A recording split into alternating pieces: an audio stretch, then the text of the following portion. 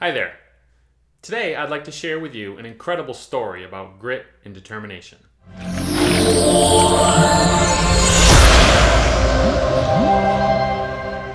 July of 1952, Florence Chadwick set out to become the first woman to swim the San Pedro Channel, a stretch of water between Catalina Island and the California coast just south of Los Angeles. Already a world-class distance swimmer, Florence was very capable of making the 22-mile swim.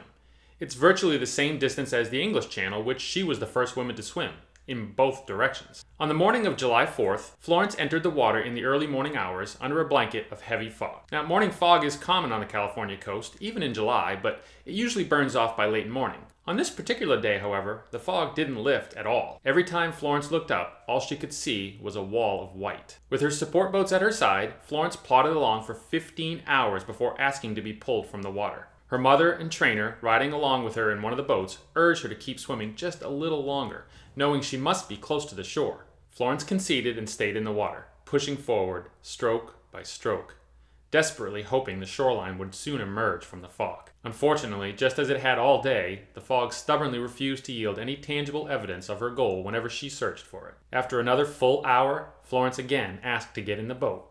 This time, her trainer agreed, and they pulled her from the water. When they reached the shore, Florence was devastated to learn that she'd only been half a mile from accomplishing her goal. When asked later why she'd given up before reaching the shore, she responded that since the fog had kept her from seeing the coastline, she didn't know how close she was. It was utterly demoralizing to never know whether she was making any real progress or how close she was to success. Later that same year, Florence attempted the San Pedro Channel swim again.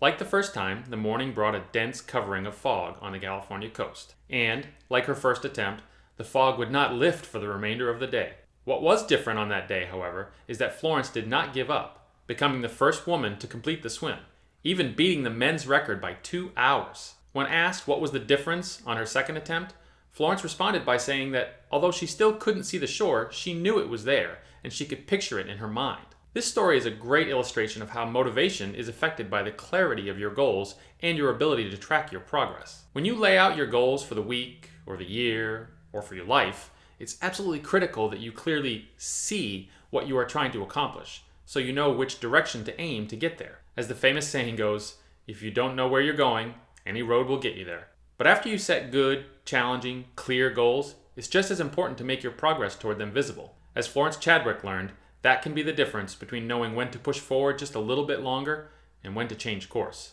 It's a delicate balance to keep your progress fresh enough to make it relevant to your daily work without making the process of tracking your progress a burden that distracts you from actually making progress. You should find whatever works best for you, but a weekly check-in is usually a good starting point, and you can always adjust it to find what works best for you. I'd love to hear about your goals and the methods you use to track your progress. Please leave a comment below to tell me about it. If you liked this video, please click the like button and consider subscribing to my channel. As always, let me know how I can help you achieve your goals. You can contact me directly at rich@themotivationmindset.com. Thanks for watching.